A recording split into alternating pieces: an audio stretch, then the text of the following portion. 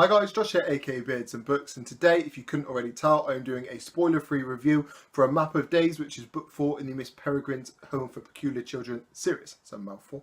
Hope you enjoy.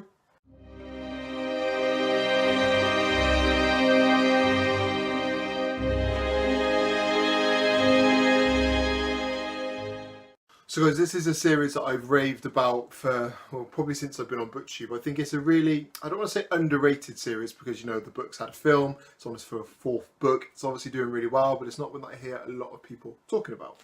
It's one that I personally really enjoy. I've compared it in the past to the Gothic X-Men because that's kind of how I see it. It's got the old school Victorian feel, but with superpowers, and it's brilliant.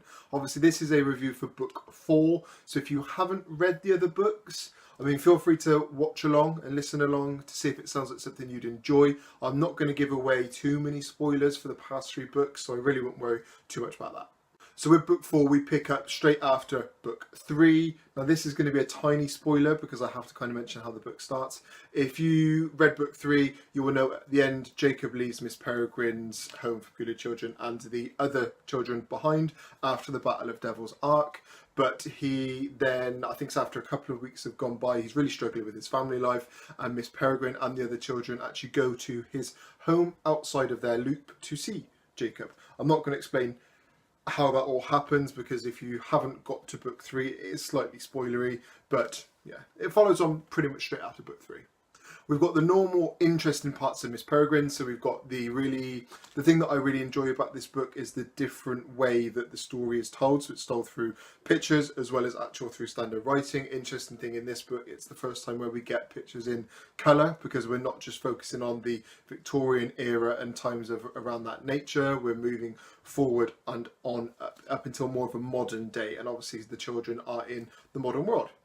Getting into the story a little bit. So in book 4, A Map of Days, we follow Jacob and the children as they have to set about in a different world now. The Hologasts have been kind of beaten out. That's a big spoiler, that. There's going to be a couple spoilers now, so turn it off if you haven't read this yet and you don't want any spoilers. As I was saying, so we follow Jacob and the other children after the Battle of Devil's Ark, where they have effectively beat the Hologast. So it's a really different tone to this book. Instead of them being chased and running, we follow the children as they're trying to find their place in the world, essentially. So they're trying to help rebuild Peculiardom, and they choose Devil's Ark as their kind of new base. And we see how Jacob and the children, they want to do more. They want to help protect Peculiardom, but they don't want to be just standard Joes that are kind of, you know, picture perfect peculiars, I suppose is the word. They want to actually make a difference, Jacob especially.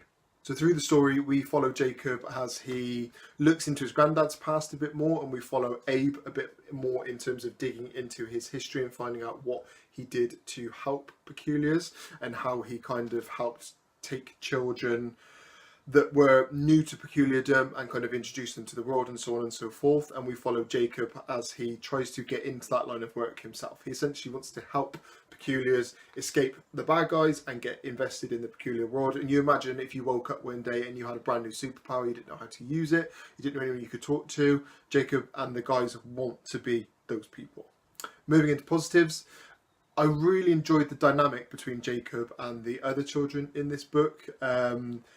Slightly spoilery again, but it's very different to the other 3 books in the sense of we've always seen Jacob and the other kids be really tight and really close together, but in this book we see Jacob has an idea and he has values that he wants to hold on to, and the other children agree in parts but don't always agree. But Jacob is very set on what he wants to do, so we do see him slightly moving away from the group and also from Miss Peregrine because his ideas are very different to what she wants the children to do.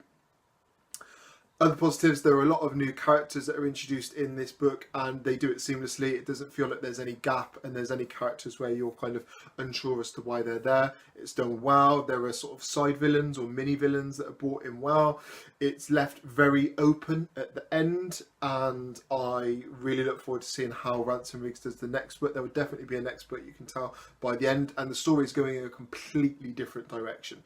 By the end of this book, you can tell that the next couple, because I expect there to be another couple of books, will be taken in a completely different direction, and it's one that I personally really look forward to seeing them do. In terms of negatives, It's not a perfect book by any means, but I'm struggling to think of too many negatives. I suppose the only one that I think of, there are certain characters in this book that act very different to Jacob, how they have in other books, and it seems like it doesn't take a lot for them to change their mind and start to disagree with Jacob and to almost go back to being children and that just do as they're told.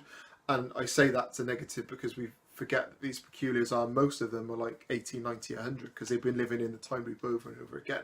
So they're not teenagers mentally, but they very easily get stuck in the way of just following what they're told, which does drag down the character of Jacob. And there was a few times where I was reading it and thinking, you know, why are you doing that? Why would you say that? That sort of thing. But I suppose that's good writing, in the fact that I was infuriated with some of the characters. That can only be a positive. Other negatives? There are characters that I would have liked to have seen more. There's a character called H that is introduced into the story, who is an old friend of Abe's. I would have liked to have seen more about him. But I think that's also something that Ransom Riggs could touch on down the line. He could maybe do a spin-off where we see Abe Portman when he was younger with his group of friends. That would be something that would be really interesting. So maybe potentially that's why Ransom Riggs hasn't touched on it too much in this book. You get snippets of certain characters, but then they're kind of taken away. So, but yeah, overall, I really enjoyed it. I think I gave this a 4.5 on Goodreads, or I might have given it a 4, but if I did, then I'm changing that to a 4.5, and I would give it a 9 out of 10. As I mentioned, this is a series that I really, really enjoy, so I'm slightly biased, probably hence the positive score. But if you've read the other books in the Miss Peregrine's Home for Peculiar Children series, definitely pick this one up. I think it's only out in hardback at the moment, which is a pain for me because I've got the rest in paperback, but it's a really great hardback, so I'll just, I'll rebuy them if I want to. So guys, massive thank you for watching this. I really hope you've enjoyed the video. If you've read this book already, let me know your thoughts down in the comment section. If not, is it a series you'll plan on picking up? Please remember to like, comment and subscribe if you've enjoyed the video, and I'll speak to you soon. Bye bye.